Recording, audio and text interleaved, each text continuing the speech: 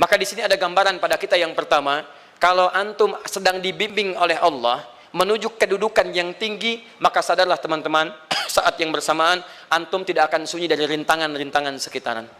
Catat itu baik-baik. Anda kedudukan biasa, naik luar biasa, maka hambatannya itu akan semakin meningkat, tidak sama dengan sebelumnya. Anda orang kecil, diuji dengan ujian kecil. Anda orang menengah, diuji dengan ujian menengah. Anda kedudukan yang tinggi, maka akan diuji dengan kedudukan yang lebih tinggi lagi. Maaf, Allah tidak akan menguji dedaunan dengan angin yang menerpa akar. Pasti berbeda. Karena angin ketika kedudukan semakin tinggi, maka angin semakin kencang akan menerjangnya. Yuk kita turunkan, jenis ujiannya bisa 3. Bismillah. Tenang aja mas, ya.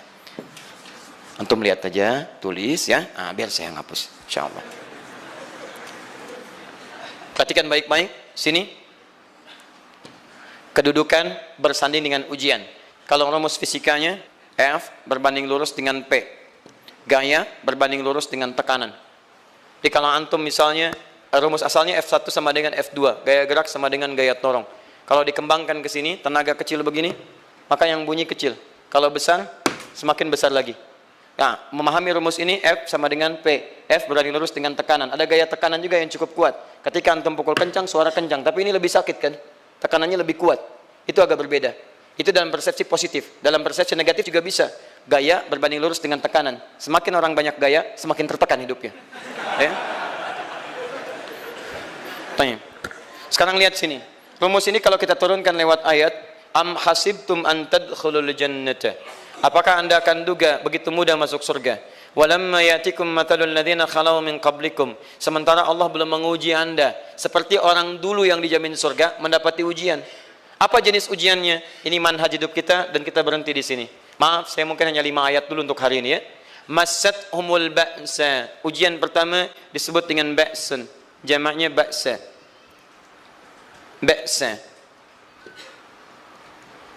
Ini masih ringan. Misal, jarang ke masjid, sekarang mulai ke masjid. Begitu antum ke masjid, Allah kasih ujian. Sesuai dengan kadar niat antum. Kasih hujan gerimis. Ke masjid gak? Itu ba'sun. Begitu antum ke masjid, orang Arab katakan, nazil matar. Turun hujan. La ba's, la ba'sa, la ba'sa. Gak ada masalah. La ba'sa, tidak ada masalah. Serap ke dalam bahasa Indonesia, lewat. Labas. Labas, lewat. Ringan. Berarti, kalau antum diuji dengan yang ringan, maka antum kadarnya masih ringan, akan dinaikkan kepada yang menengah. Akan yang menengah. Hati-hati betul. Kalau antum belum lulus yang di sini, maka antum akan terus sampai di sini, sampai lulus di sini. Sampai lulus. Antum mau berangkat ke masjid, gerimis bisa. Tiba-tiba nggak jadi di rumah. Istri antum mengatakan, Pak kok nggak ke masjid? Hujan mah, kan cuman gerimis. Takut teriak, Masya Allah. Padahal antum misalnya belum kuat untuk berangkat. Maka antum akan terus diuji di sini. Lihat rumusnya, Quran surah kedua ayat 286. La yukallifullahu nafsan illa. Allah tidak akan pernah menguji seorang hamba di luar kadar kemampuannya. Jadi kalau antum masih ujian yang ringan, antum diberikan yang ringan. Antum naik menengah, diberikan yang menengah. Antum naik lagi level tinggi, diberikan ujian yang berat. Menengahnya disebut dengan darrun. Wad-darra, dari ba'sun jadi darrun. Jamaknya darra. Sudah menyakiti fisik. Kena fisik. Sudah melukai. Hujannya makin deras. Ya. Kalau dalam kehidupan, yang ini mungkin celaan biasa. Duh, sudah berubah ya. Masya Allah. Sekarang jilbabnya sudah panjang. Masya Allah. Duh, semakin panjang ya. Yang ingin Batman ya. Masya Allah. Udah banyak. Begitu sudah mulai pakai cadar, ninja. Oh, Masya Allah. Darra. Sudah nggak enak ke fisik. Darrun. Darrun. Lihat rumusnya ya. Lihat rumusnya baik-baik. Ini lebih menenangkan pada jiwa. Ketika Anda dalam level-level seperti ini artinya Allah sedang menaikkan iman Anda dalam level yang lebih tinggi lagi. Jadi ketika ada celaan menghunjam dalam lisan seseorang, sudah mulai menyakiti, itu sebetulnya pengakuan dari Allah lewat lisan orang itu, bahwa Anda sedang diangkat keimanan pada tingkat yang lebih tinggi. Ada yang mengatakan, kamu kenapa sih pakai jilbab begitu? Yang biasa aja kali. Mah, yang iman biasa sudah banyak. Saya ingin menampilkan keimanan yang luar biasa. Supaya dengan iman itu saya lebih mendoakan mama. Saya menampakkan amalan-amalan, mudah-mudahan pahalanya bisa buat mama. Masuk dengan bahasa yang baik. Masya Allah. Jadi kalau antum bisa melawan hal-hal demikian dengan bahasa yang indah, itu nyaman kepada jiwa. Kadang-kadang ada kalimat-kalimat yang tidak perlu pakai dalil, teman-teman sekalian. Kembalikan ke sini. Terakhir, wazulzilu zilzal.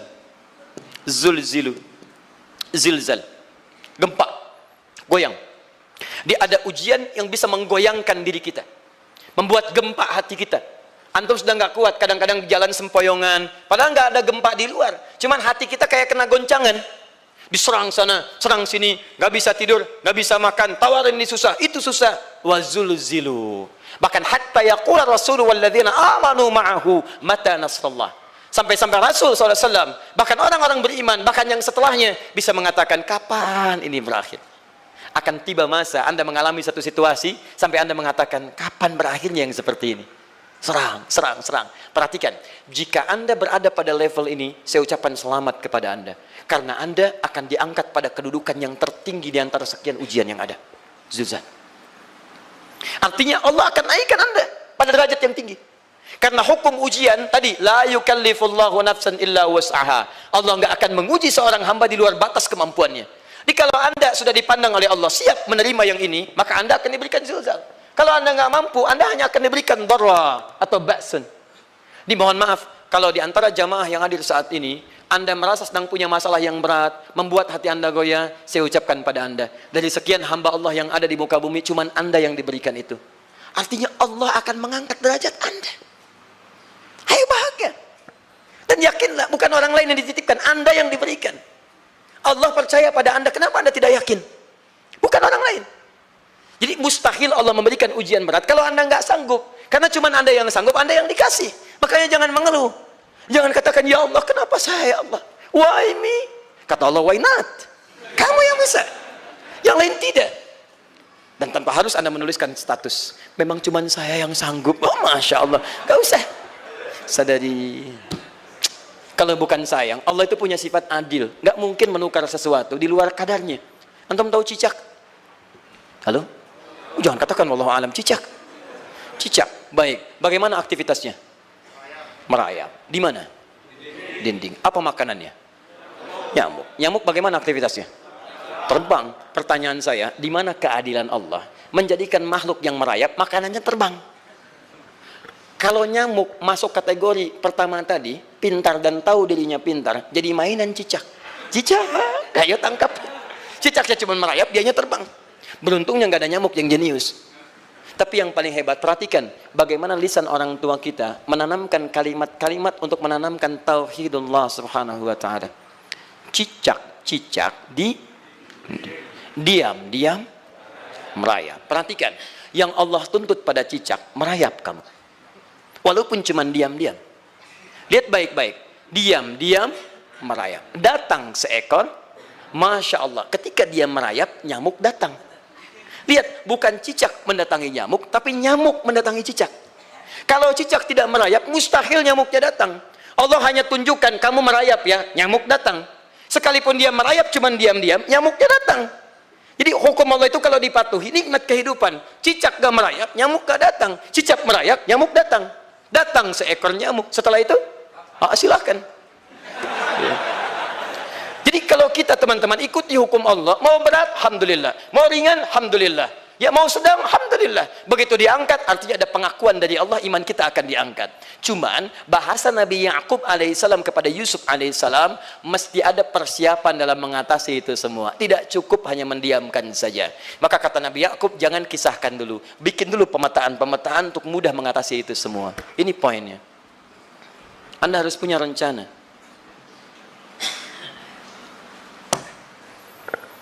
Maka Nabi Ya'qub menyiapkan, bekali dulu ini, siapkan itu. Kalau ambil ke aspek teori untuk kita sekarang, tafsir dari ini untuk menyelesaikan solusi di Quran surah kedua ayat 214 tadi, maka jawabannya ada di Quran surah ketiga ayat 142, paling kiri sebelah atas. Ini kanan sebelah bawah, ini kiri sebelah atas.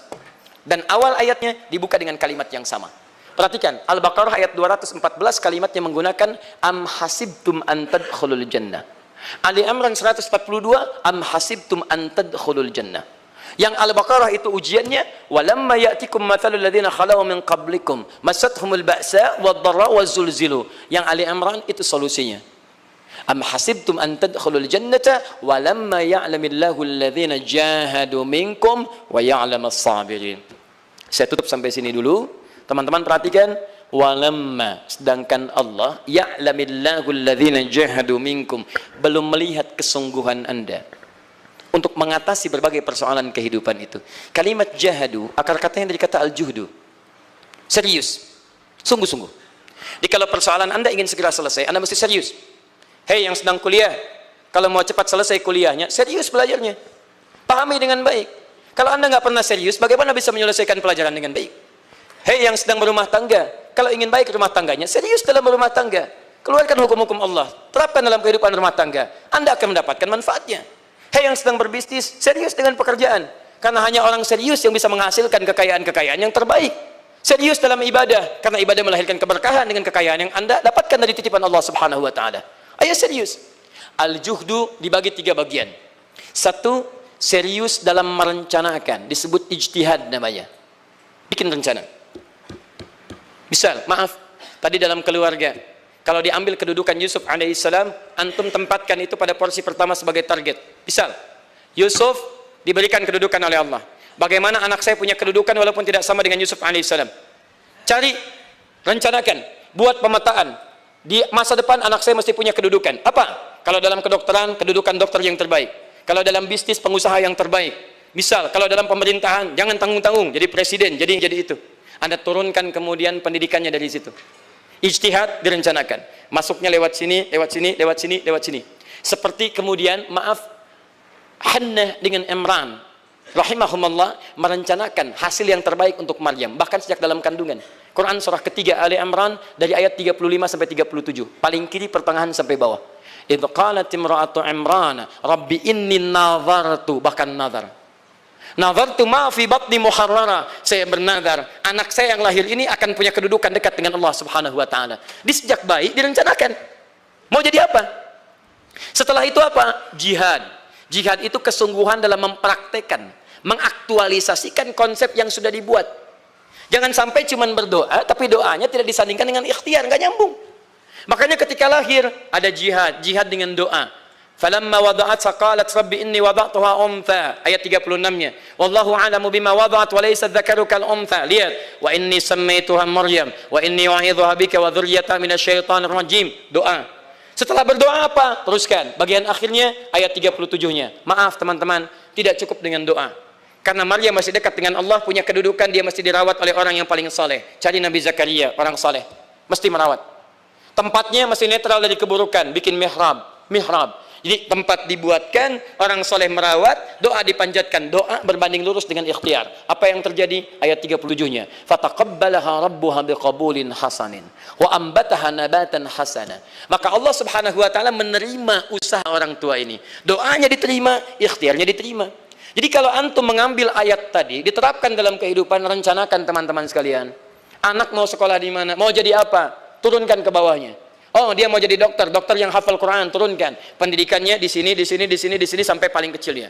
Siapa gurunya yang dekat dengan Allah? Sekolahnya yang menjauhkan dari hal-hal keburukan, sampai satpamnya soleh, securitynya soleh, koperasinya orang-orang soleh, gurunya orang-orang soleh. Hadirkan.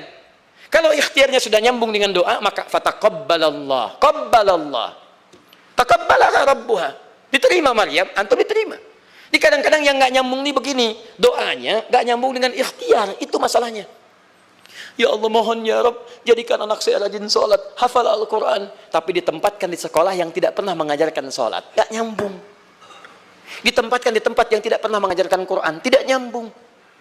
Nggak ada kesamaan di situ. Maka Nabi Ya'qub alaihissalam memberikan gambaran kepada anaknya, nak, kamu akan punya kedudukan begini, hati-hati, setiap ada kedudukan akan ada rintangan, kamu harus punya rencana untuk merencanakan solusi-solusi terbaik untuk itu. Kemudian yang terakhir, ini yang paling hebat, mujahadah, perjuangan melawan emosi. Karena tidak sedikit tantangan itu, maaf, yang berat itu bukan menghadapi fisiknya, tapi menghadapi diri kita sendiri. Mau ke masjid, malas, itu yang susah dihadapi dibandingkan dengan hujan. Hujan ada payung, malas mau pakai apa? Maaf, menurun, semangat turun, malas datang, kecewa datang, pesimis datang, lawan, namanya mujahadah. Gabungkan ketiganya, isi dengan sabar. Wa ya'lamas sabirin.